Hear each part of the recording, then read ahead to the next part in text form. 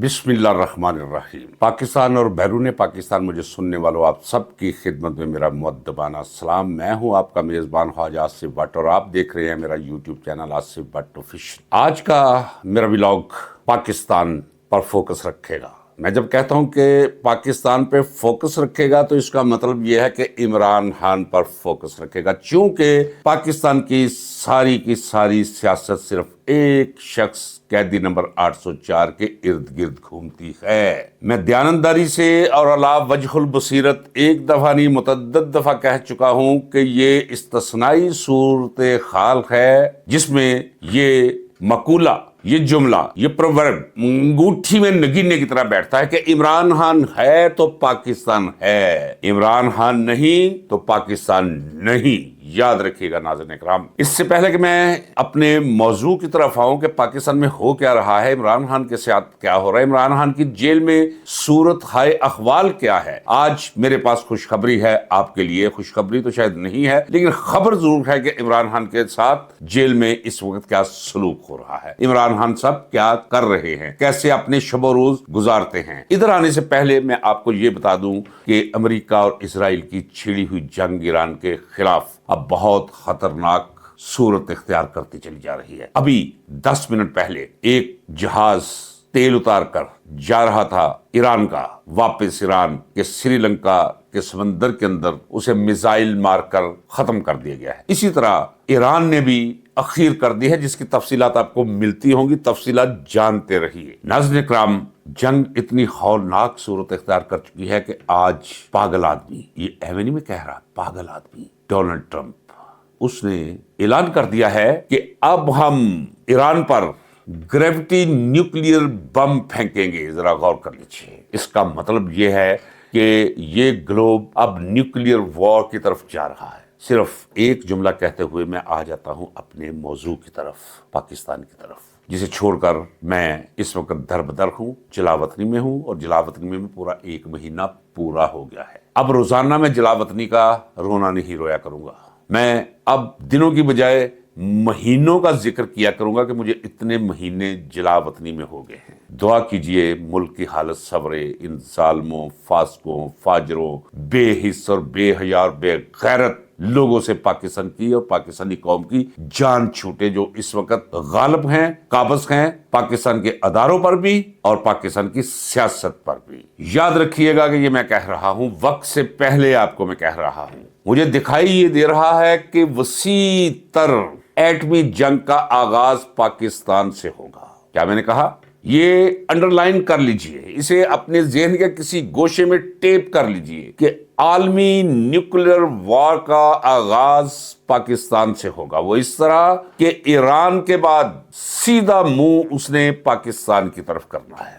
ये याद रखिए नाज़रीन इकराम, ये मैं आज नहीं कह रहा, ये ईरान की तबाही बर्बादी और ईरान के हाथों मिडल ईस्ट की तबाही बर्बादी और अमेरिका की भी तबाही बर्बादी, इन मुनाज़र से बहुत पहले मैंने आपको बता दिया था कि ईरान पर हमला करेगा। ईरान सबसे बड़ी दीवार है, इमरान इनके दिल और नजर में खटकता हुआ कांटा है। ये ईरान को गिराकर फिर पाकिस्तान की तरफ आएंगे। लेकिन पाकिस्तान के अंदर क्या होगा? पाकिस्तान के अंदर ये मैं आपको बता दूं कि कमांड एंड कंट्रोल ये हो ही नहीं सकता। जिस वक्त ये कुछ किया है, ये तो शुक्र करें अमेरिका कि अभी न्यूक्लियर कैपेसिटी उसकी उस मुकाम पर नहीं पहुंची थी जिस मुकाम पर हमारी पहुंच के बहुत आगे जा चुकी है। पाकिस्तान की तरफ जब अमेरिका मुंह करेगा, इजराइल मुंह करेगा, तो पाकिस्तान, याद रखिएगा मैं कह रहा हूं, पाकिस्तान 2 लम्हे भी नहीं लगाएगा और एटमी मिसाइल चला देगा। और इसे दीवाने की बढ़ मत कहिए, शायद इल्म है पाकिस्तान के तहफ़्फ़ुज़ की जिम्मेदारी निभाने वालों का। ये ना समझिए ये आसमनीर, ये तो आते हैं, डिसिप्लिन है, वो भी बेचारे चुप करके बैठ जाते हैं। मैं बात करता हूं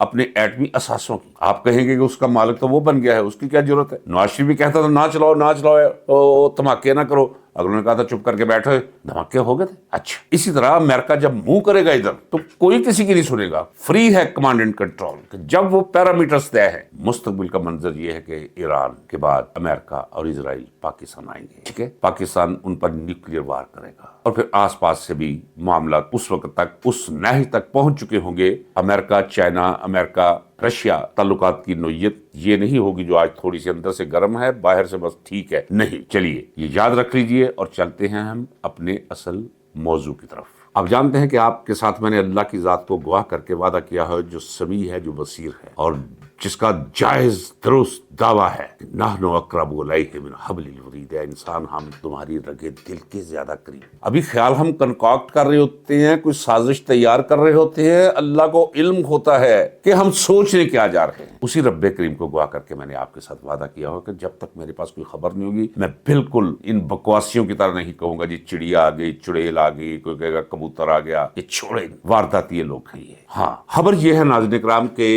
इमरान खान की सेहत खराब है। वो सेहत क्यों खराब है ये याद रखिए। बार बार शुक्र है कि मैं एक रेफरेंस केस को जो आपके सामने बैठा हुआ हूं, मैंने शाही किला के एक सेल के अंदर बगैर किसी कंबल के गर्मियां गुजारी हैं, बगैर पंखे के, जहां धूप सुबह आ जाया करती थी 6:30 बजे मेरे सेल के अंदर और एक कारपेट धूप का बिछ जाता था और मैं कोने के अंदर वो जो उन्होंने बनाया हुआ था वो खुरासा जिसे कहते हैं, वहां छुप जाया करता था। बेड़ी इतनी मोटी लगी हुई है, पसीना गिर रहा है, मिट्टी में खाक आलूद हूं। वक्त गुजर गया, 21 माह मैंने एक सेल में गुजारे शाही किला के अंदर। नाज़रीन इकराम उसके बाद मुझे आए और हाँ, शाही किला से मुझे मुंतकिल किया गया जेल में, कोल्ड लखपत जेल में। वहां सजाए मौत के सेल में बंद कर दिया गया। अभी सजाए मौत नहीं हुई थी ना, केस चला था, लेकिन रखा मुझे उन्होंने सजाए मौत के सेल में था। अच्छा, उसके बाद मुझे किला बाला हिसार ले गए। किला बाला हिसार के तहखाने के अंदर जमीन दोज कोई 45 स्टेप्स नीचे जाके तो फिर एक पिपड़ियां ज़दा एक दरवाजा आता था शेरशाह सूरी के वक्त का गालिबन, वो खोल के तो अंदर के सेल के अंदर न दिन का पता, ना रात का पता, ना सूरज का पता, ना मौसम का पता। कोई 3.5 पौने 4 माह मैंने वहां गुजारे। फिर सजाए मौत दे दी इन्होंने मुझे, मुकदमा 100 कट चला के मिलिट्री कोड नंबर 60 के अंदर, स्पेशल मिलिट्री कोड 60 के अंदर, और मुझे सजाए मौत के सेल में बंद कर दिया गया। 8x10 का सेल, उसके आगे 6x10 का वो कंपाउंड सा। एक तो मेरे सामने सलाहें मेरे सेल के, और फिर उस कंपाउंड के सामने एक दीवार के अंदर नस्ब एक मोटी टीन की चादर, काली चादर रंग की हुई, उसका एक दरवाजा, इतना सा बस आसमान जिसे मैं देख सकता था। वहां मैंने कोई 2.25 साल उस सेल में गुजारे। अच्छा, ये मैं जिक्र क्यों कर रहा हूँ? इस पूरे दौर के अंदर मुझे पता था कि यार मैं एक नेक काज के लिए लड़ रहा हूँ। मैं मर भी जाऊंगा तो खैर है, मैं हूँ हक पर, मैं हूँ सदाकत पर, मैं खड़ा हूं तारीख के दुरुस्त सिमत के अंदर। कुछ भी हो जाए, सजाए मौत दे देंगे बस ठीक है, 2.5 मिनट लगेंगे, ठा गिरूंगा, मन का टूटेगा, जिस्म जो है उस पर मेरा इख्तियार नहीं होगा, वो इधर उधर लगेगा जैसे मुर्गी को ज़िबा करके वो नीम बिस्मिल सी फेंक देते हैं डब्बे में, और आपको आवाज़ें आती है कि मुर्गी जो है, ब्रायलर भी जो है वो टकरा रही है। टकराएंगे, कितनी देर टकराती है? 2.5 मिनट, 1.25 मिनट, फिर उसके बाद शांत हो जाती है। तो सोचा मैं भी शांत हो जाऊंगा। ये जिक्र मैं इसलिए कर रहा हूं कि जो इमरान खान की सेहत का मैंने जिक्र किया है कि ठीक नहीं है, आप कहीं ये ना समझिएगा कि इमरान खान उस कैफियत के अंदर रहते हुए, वो जुल्म सितम और जबर सहते हुए कोई दिल बर्दाश्ता है या ज़हनी तौर पर उदास है, नहीं। नाज़रीन किराम, सबूत मेरे पास नहीं है, लेकिन जब इस हद तक मेरी कंसंट्रेशन हो किसी मामले पर, तो मेरे लिए नादीदा अल्लाह दीद नहीं बना देता है। इमरान खान की सेहत के साथ इन्होंने खिलवाड़ किया है। खाने में स्लो पॉइजनिंग और फिर गैसेस और केमिकल का हमला सबसे बदतरीन हमला है नाज़रीन इकराम।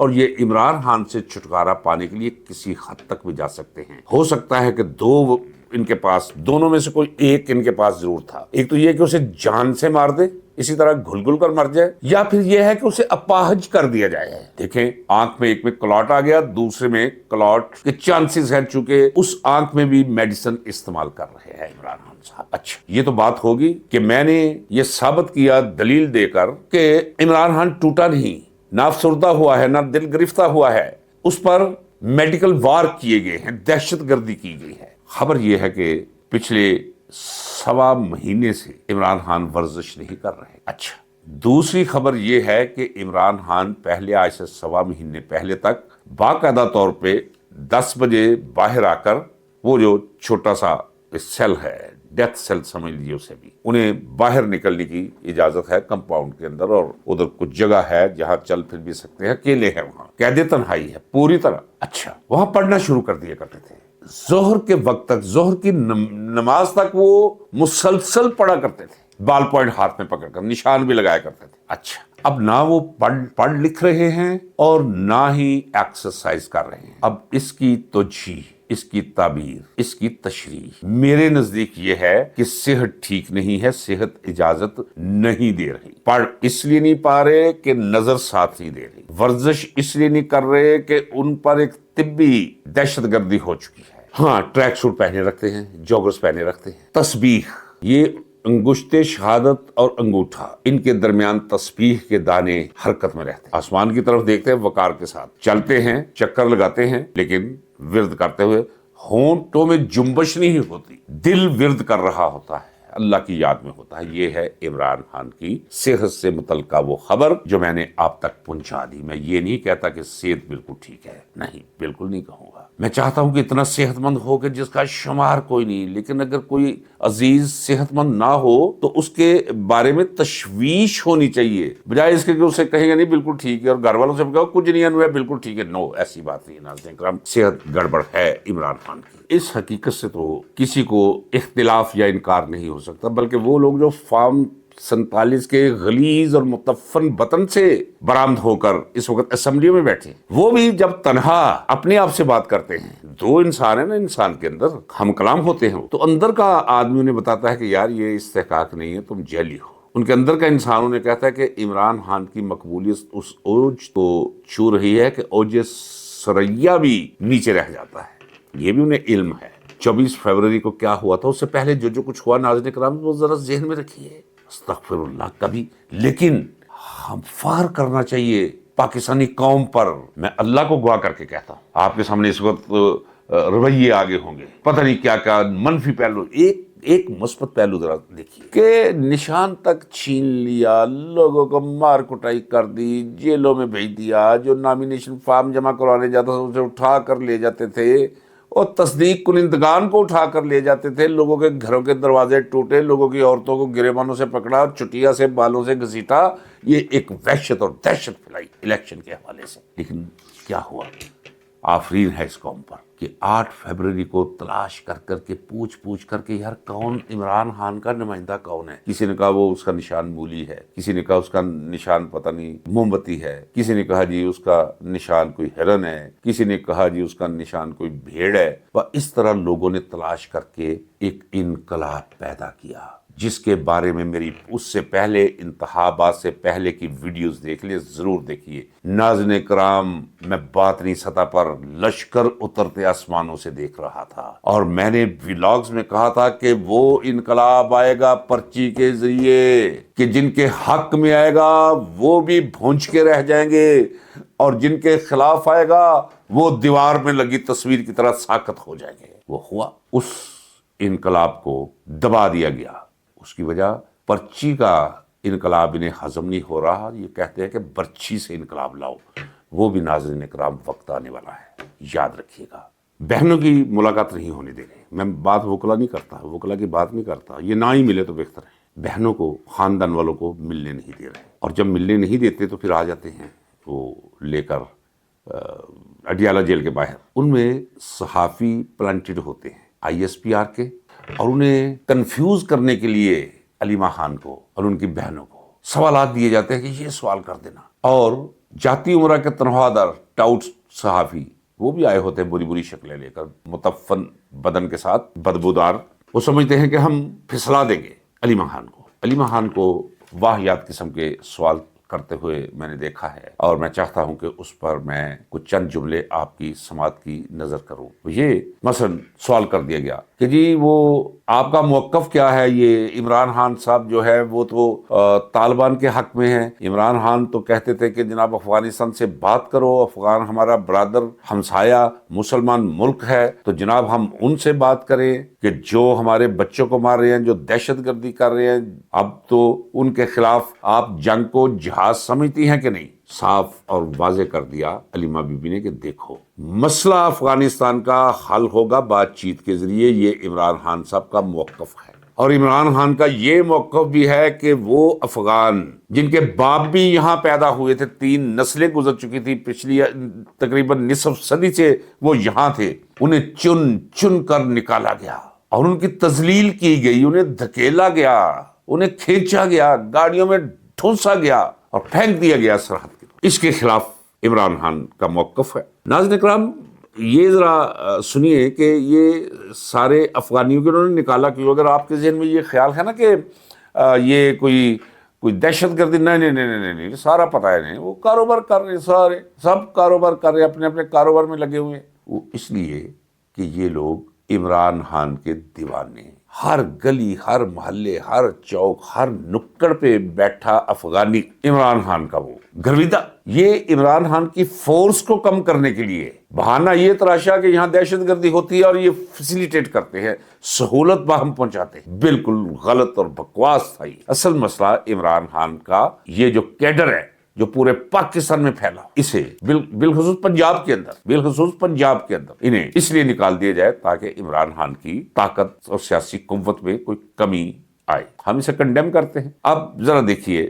وہ ایک مولوی ہے، مولوی نہیں ہے، مولوی بنا ہوا ہے، جس طرح داتا گنج بخش ہجویری نے کہا نا کہ ہر شخص کو جس نے پیوند لگے، کوئی ابائے اور قبائے، وہ خرقے، وہ زیب تن کیے ہوں، بال بڑھائے ہوں، ٹنیاں اور گھنٹیاں باندھی ہوں کمر میں، گھنگرو پہنے ہوں پیروں میں، مت سمجھیے کہ یہ کوئی اللہ کا برگزیدہ شخص ہے۔ نہیں، لکھتے ہیں داتا گنج بخش ہجویری کہ 99% فراڈیے، جھوٹے، فریبی، دغاباز، جھل دینے والے کوئی ایک ہوتا ہے جو واقعتاً صبغت اللہ کے رنگ برنگا ہوتا ہے۔ اسی طرح یہ مولوی، جب میں کہتا ہوں وہ نیک مولوی بھی ہوں گے، لیکن جس مولوی کا ذکر میں کرنے جا رہا ہوں، اس کی صرف کتنے پیسے لگتے ہیں؟ یہ اس طرح کے ساتھ داڑھی منڈوانے میں میرا خیال ہے آج بھی اگر کوئی لے گا تو 200 لے گا، 200 روپیہ داڑھی منڈوا دے کر، سر کے اوپر جو ماما باندھا ہوا ہے اس کی قیمت ہوگی کوئی 1000 روپیہ، وہ دے دے۔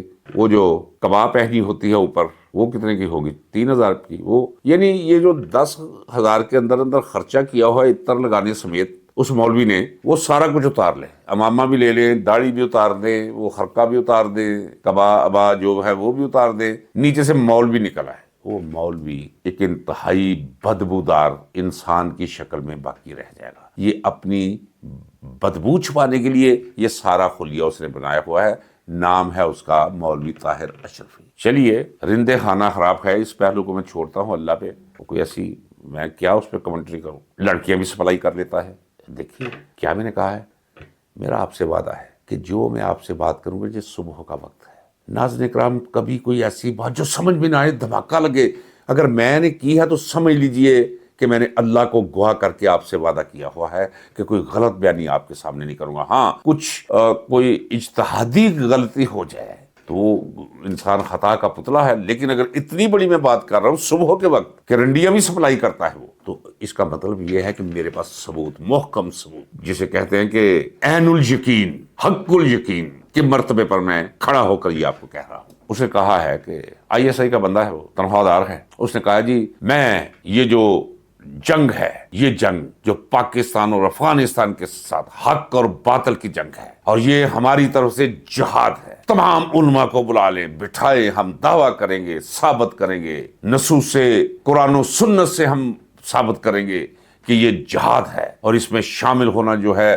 وہ ہر مسلمان کا فرض۔ ناظرین کا اندازہ کیجیے، امریکہ کے کہنے پر انہوں نے امریکہ کو خوش کرنے کے لیے، تاکہ عمران خان کے خوف سے امریکہ اور اسرائیل ہمیں بچائے رکھے، اچھا انہوں نے خوش کرنے کے لیے کہ جناب آپ بات کرتے ہیں بگرام ایئر بیس کی، ہم دیکھیں، یعنی ثابت کرنے کی کوشش کی ہے وہ ہم ہے جو کر سکتے، پتہ ہے نا کہ کمزور ہے، اس کے پاس ایئر فورس نہیں ہے، باقاعدہ فوج نہیں ہے، چڑھ دوڑے ہیں اس پر، اہم بہانہ کوئی ڈال کے کہ یہاں دہشت گرد ہے۔ دہشت گرد کہاں؟ مجھے کہنے دیجیے ناظرین، دہشت گرد یہ خود ہے، پھر میں وہی کہوں مکمل، یہ دہشت گردی خود کرواتے ہیں اپنے وجود کا جواز قائم رکھنے کے لیے۔ مجھے اچھی طرح یاد ہے کہ جب سوویت یونین آ گیا اور افغان مہاجرین، یہ 1980 کی بات ہے، افغان مہاجرین آ گئے، جنرل ضیاء الحق نے قبضہ کیا ہوا تھا حکومت پر، اس کی تو موجیں لگ گئی، انہوں نے شور مچانا شروع کر دیا، یہ ہمارے مسلمان بھائی ہیں جی، یہ جہاد کر رہے ہیں جی، ہم جہاد میں سب کو حصہ لینا چاہیے، انہیں اپنے جس طرح افغان مہاجرین کو اسی طرح اپنی پناہ میں لینا چاہیے، اور انہیں سہولتیں پہنچانی چاہیے، جس طرح حضور نبی کریم صلی اللہ علیہ وسلم اپنے ساتھیوں کے ساتھ جب ہجرت کر کے مکہ سے مدینہ گئے، یثرب گئے، تو انصار نے جس طرح کیا تھا، ہم سب انصار کے کریکٹر کو سامنے رکھ کے ان کے ساتھ سلوک کریں۔ پھر ناظرین اکرام، امریکہ نے ان کے ساتھ بات کی کہ ٹھیک ہے، ذوالفقار علی بھٹو کو تو مار دیا نا، خیر ہے، تمہیں سپورٹ دیتے ہیں، تمہاری معیشت بھی ٹھیک کرتے ہیں، یہ جنگ ہے، یہ اپنی فوج لڑا دے، اس پہ ڈالر ہمارے، اسلحہ ہمارا، بات وہ کر لیا۔ وہ افغان مہاجرین، انہیں یہ پوری 2400 کلومیٹر پٹی بلوچستان اور وہ بارڈر کی کے پی کے جگہ جگہ مدرسے کھولے، مولوی پکڑے، جسے کچھ نہیں آتا اسے صرف چند پٹھان کو جو ہے وہ پشتوں میں آتی ہیں وہ چند آیتیں، وہ جناب جہاد سکھا رہا ہے، جہاد کیا ہوتا ہے، اور پھر ٹریننگ دے رہی ہے ISI۔ آج سن لیں جناب، تاکہ آپ کے سامنے مطلع کلیئر ہے، ٹریننگ دے رہی ہے ISI، پیسہ لے رہے ہیں ڈالر ادھر سے، اسلحہ لے رہے ہیں ان سے اور بیچ رہے ہیں ایران کو۔ چلے یہ سودے ودے ہوتے ہیں اسٹیٹس کی سطح پہ بھی، انہیں بھی پتا ہوتا ہے کہ یہ جنرل ورنل جو ہے پیسوں کی ضرورت ہے، وہ رابطہ کرواتے ہیں، رابطہ کر کے پتہ چل جاتا ہے، اسلحہ پھر فروخت ہو۔ یہ اجڑی کیمپ میں کیوں لگی تھی پتہ ہے آپ کو؟ آگ لگائی گئی تھی، جی جناب، کیونکہ اس اسلحہ کا حساب ہونا تھا جو وہاں نہیں تھا، فروخت کر دیا گیا تھا۔ ظلم کی حد دیکھی، پورے راولپنڈی کے اندر جو ہے وہ ہر طرف میزائل جا رہے تھے، انہوں نے وہ کیا۔ اچھا، تو وہ لڑتے رہے، افغان مجاہدین کا نام دے دیا، پہلے مہاجرین تھے، اب افغان مجاہدین، ایک نئی اصطلاح جو ہے وہ جناب پاکستان میں کہہ دیا گیا، تمام منہ میں کیسٹیں ڈال دی گئی، سب کے جتنے بھی اینکرز ہیں، اینکرز کہہ رہے ہو، جتنے بھی ٹی وی پروگرام کرنے والے ہیں، اس وقت تو آزاد ٹی وی چینلز ہوا ہی نہیں کرتے تھے، PTV ہوا کرتا تھا، جو بھی وہاں آتا تھا، مجاہدین نے یہ کر دیا، مجاہدین نے وہ کر دیا، مجاہدین نے فلان جگہ ڈھا دی، تو کرتے کرتے کرتے قوم کو انہوں نے چورن بیچنا شروع کر دیا، اور قوم نے وہ چورن خرید بھی دیا، کیونکہ کسی آیت میں کچھ لپیٹ کر انہیں پیش کیا جائے تو یہ اسے شفا سمجھتے ہیں، یہ خرید لیتے ہیں، سادے ہیں، دین کے ساتھ ان کی وابستگی شک و شبہ سے بالا ہے، کوئی نمازی ہو یا نہ ہو، کوئی انسانوں کے اندر نیک انسان ہو یا نہ ہو، لیکن مذہب کے ساتھ ان کی شدت پسندی کی حد تک وابستگی، وہ ایک عجیب ہی پہلو ہے، جس پر خاصی تحقیق کی ضرورت ہے تاکہ تجزیہ کیا جائے یہ ہے کیا۔ اچھا، تو اسلحہ ڈالر آنے شروع ہو گئے، 1.5 دہائی تک یہ لڑائی جو ہے انہوں نے جاری رکھی، پھر اس کے درمیان بہت سے واقعات ہوئے، پھر ایسے ہوا کہ یہی افغان مہاجرین، ان سے نوجوان نسل تنگ آ گئی، کیونکہ جس پر گدھا کوئی نہیں تھا وہ اربوں ڈالر کا، کروڑوں ڈالر کا مالک بن گیا، لینڈ کروزیں آگے پیچھے پھر رہی ہیں، وہ سب کچھ دیکھ رہے تھے، تو ایک نئی ان کی اولادیں وہ طالبان کی شکل میں آئے، اور طالبان انہیں پاکستانی ISI نے بنایا۔ جناب یہ نام بھی ISI کا اختراع کرتا ہے، جس طرح کہتے ہیں کہ چودھری رحمت علی نے وہ پاکستان کا نام تخلیق کیا تھا، پاکستان، اسی طرح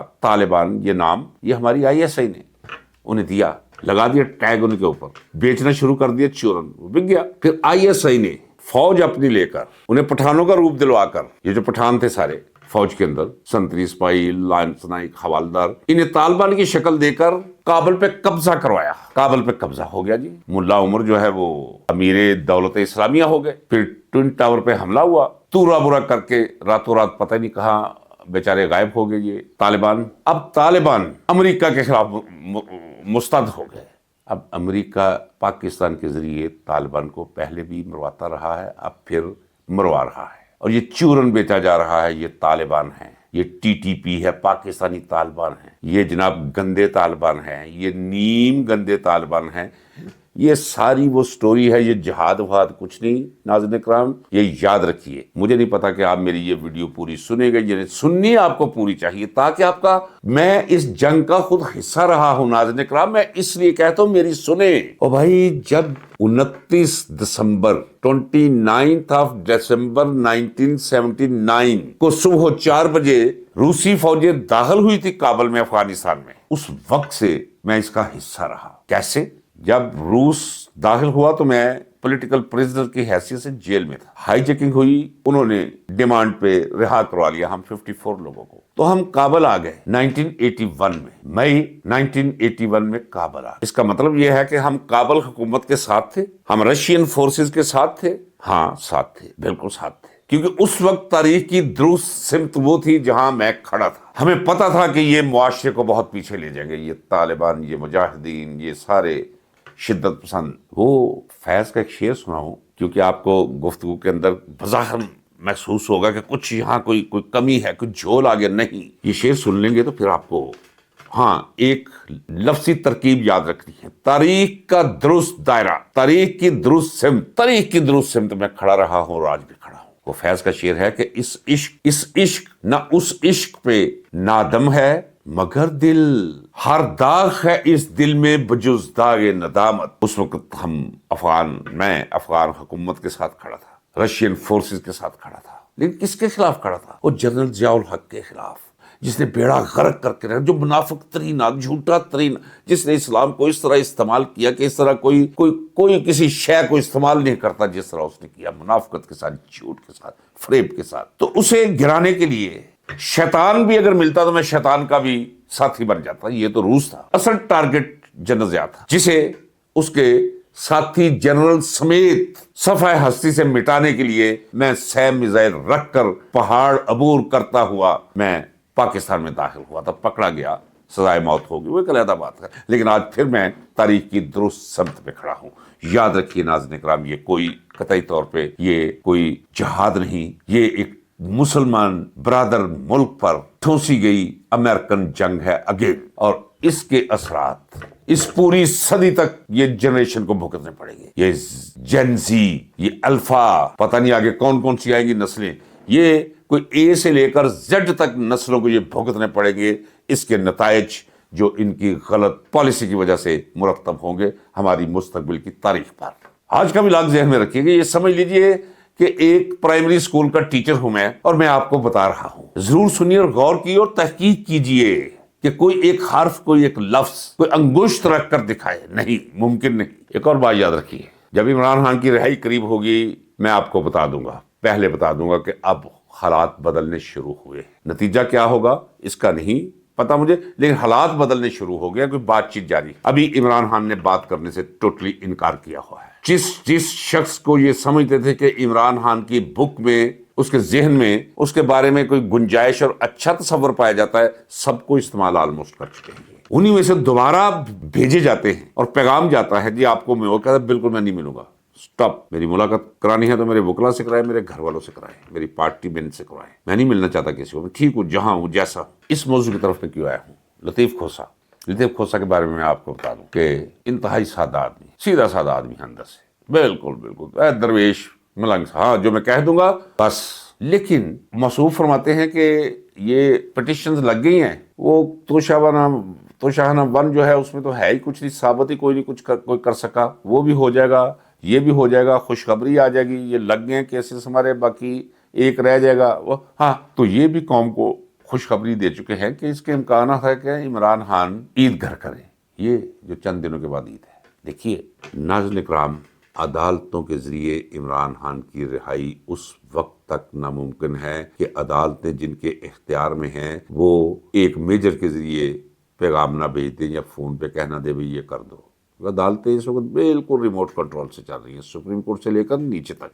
ابھی وہ اڑے ہوئے ہیں, لیکن اب کوئی تھوڑا سا خوف زدہ بھی ہے, یہ بھی بتا دو. خوف ان کے چہروں پر بھی ہے, وہ دیکھیں نا, کوئی ساکھدار, نواز شریف, یہ شہباز شریف, آپ ذرا ان کے چہروں پہ غور کیجئے. جو بندہ سوچ رہا ہوتا ہے اس کے رخسار پہ لکھا ہوتا ہے, پڑھنے والی آنکھ ہونی چاہیے جو پڑھ لیتی ہے. خوف زدہ ہے, خوف ان کے چہروں سے حویدہ اور عیاں ہے, چھلکتا ہے. وہ کیوں ہے؟ وہ اس لیے ہے کہ جو کچھ اب امریکہ اور اسرائیل نے مل کر کیا ہے, جس سے وہ سمجھتے تھے کہ ہمارے اوپر ایک بہت مضبوط چھتری آ گئی ہے, وہ کمال ہو گیا. اس چھتری میں ایسے قدرت نے چھید کیے ہیں کہ وہ لعنت آسمان سے برس کر ان چھید کے ذریعے ان کے پورے وجود کو اپنے ہاتھ میں لیے ہوئے ہیں. جی خوف زدہ ہے اندر سے کہ اب کیا کہیں گے. یہی تھا نا شہباز اشارہ کر کے جیسے وہ جوکر کھڑا ہے, جی ہم آپ کو امن کا پیغمبر سمجھتے ہیں, ہم آپ کو سمجھتے ہیں کہ آپ نے بر صغیر میں ملینز آف پیپل کی جان بچائی ہے, آپ جائز طور پر حق رکھتے ہیں کہ آپ کو نوبل پرائز ملنا چاہیے, اور میں اپنی طرف سے آپ کو نامزد کرتا ہوں. اندازہ کرو میرے خدایا. تو اب ان کے وہ سارے خوشی کے ڈونگرے جو سر پہ اٹھائے ہوئے تھے نیچے گر گئے ان کے اوپر. اب انہیں سمجھ نہیں آ رہی یہ بکھرا ہوا مال سمیٹے کیسے ہے. اس طرح ہوتا ہے جب قانون قدرت کسی کے خلاف حرکت میں آ جاتے ہیں۔ جب بندوں کو اتنا بے بس کر دیا جائے، اتنا ڈرا دیا جائے، اتنا دمکا دیا جائے، اتنا خوفزدہ کیا جائے کہ بولنے کی سخت بھی ان سے چھین لی جائے، تو پھر اللہ کے قوانین حرکت میں آتے ہیں جو آ چکے ہیں۔ اور یہ جو واقعات کا ہجوم ہے، انہی کے اندر سے ان کے لیے ختم شد کی مہر جو لگے گی ٹھا کر کے ان کے ماتھوں پہ، اور عمران خان کا دروازہ کھلے گا۔ یاد رکھیے ناظرین کرام، یہ خونی شدنی ہے، اسے سمجھ لیجئے کہ یہ ہو چکی ہے۔ رہا معاملہ صحت کا، تو یہ عمران خان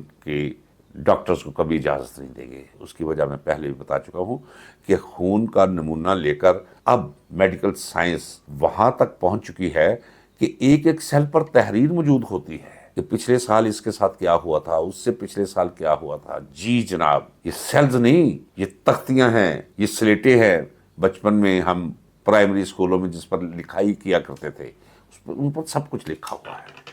اور عمران خان کے ساتھ انہوں نے یہ واردات کی ہے جسے میں طبی اور میڈیکل دہشت گردی کہتا ہوں۔ آخر میں ذرا یہ کہہ دوں کہ اگرچہ میرے چینل پہ فائر وال اتنی ایکٹیو ہے کہ آپ چپ کر جائیں، آپ کہیں گے یار کیا بات کر رہے ہیں، یہاں تے لوگوں کے چینل ہیں جو پتہ نہیں 10 ملین ان کے وہ فالوورز ہیں، وہ تو یہ ہاں نہیں ناظرین کرام مان لیجئے کہ میرے چینل پہ پورا انہوں نے بیڑا غرق کرنے کی کوئی کسر اٹھا نہیں رکھی۔ سنتے بھی ہیں، مانیٹر بھی کرتے ہیں۔ یہ مانیٹر کرنے والوں سے میرا ایک سوال ہے، بلکہ میرا نہیں پوری قوم کا سوال ہے جو میں اپنی زبان سے کر رہا ہوں، کہ کیا عمران خان کے علاوہ کوئی ایسی فورس ہے جو جوڑے رکھ سکے پاکستان کو؟ نہیں، اس کا جواب میں ہی دے دوں۔ کیا بلوچستان اور کے پی کے یعنی بلوچ اور پشتون، ادھر بھی پشتون ہیں، وہ بھی کوئی بلوچستان میں، یہ پاکستان کے ساتھ رہنا چاہتے ہیں؟ اس کا جواب ہے نہیں۔ یہ جو فوج کو جس پر لوگ پھولوں کی پتیاں نچھاور کیا کرتے تھے، آج اگر ان کے بس میں ہو تو سارے کا سارا گند نیچے سے فوج گزری تو اس پر پھینک دیں۔ میں خوشی سے نہیں کہہ رہا، صدمے سے کہہ رہا ہوں، تاکہ کسی کو سمجھ آ جائے، کیونکہ جب میں بات کرتا ہوں پتہ چلتا ہے کوئی دل سے بات کر رہا ہے، کوئی لگا کے بات کر رہا ہے یا دل کی گہرائی سے بات کر رہا ہے۔ میں وہ منظر پھر دیکھنا چاہتا جو عزت اور وقار فوج کی کبھی ہوا کرتی تھی، اب ماں بہن کی گالی سے بھی غلیظ گالی بن چکی ہے۔ اب تو لوگ کمیشن لینے کے لیے بھی نہیں جاتے، اب تو سنتری بھرتی ہونے کے لیے بھی لوگ جو ہے وہ پیرومار رکھتے ہیں۔ یہ کر دیا ہے موجودہ فوجی ٹولے نے۔ ان سے کوئی پوچھے کہ کیا اس بکھرتے ہوئے ٹوٹتے ہوئے پاکستان کے لیے عمران خان کے علاوہ کوئی دوسرا جواز ہے جو اسے متحد رکھ سکے، جو قوم کو اپنے ساتھ لے کر چل سکے، ملک کو مضبوط اور قوم کو خوشحال؟ اگر کوئی دیکھنا چاہتا ہے تو پھر عمران خان کے خلاف غصہ تھوک دینا ہوگا، غیر ضروری طور پر اپنی متحرک انا سے دامن بچانا ہوگا، معافی مانگنی ہوگی عمران خان سے، کچھ حرج نہیں۔ آصف علی زرداری جیسے شخص کو آصم منیر صاحب ایسے سلوٹ کرتے ہو، کہاں سے یہ گردہ لاتے ہو، کہاں سے یہ دل لاتے ہو اس کرمنل آدمی کو؟ ایک سلیوٹ کرو عمران خان کو، ہو سکتا ہے قوم بھی معاف کرتے، عمران خان بھی معاف کرتے، پھر باقی اللہ مالک ہے۔ ناظرین کرام اجازت دیجیے، لمبا ہو گیا آج کا ولاگ، سبسکرائب کیجیے، ویڈیو شیئر کیجیے، دوستوں سے بھی کہیے سبسکرائب کرنے کے لیے، زیادہ سے زیادہ اپنے کمنٹ سے نوازتے رہیں اور لائک ضرور کیا کریں۔ ملتے ہیں اگلے ولاگ میں، زندگی رہی تو، سہولت میسر رہی تو۔ اللہ حافظ، پاکستان پائندہ باد۔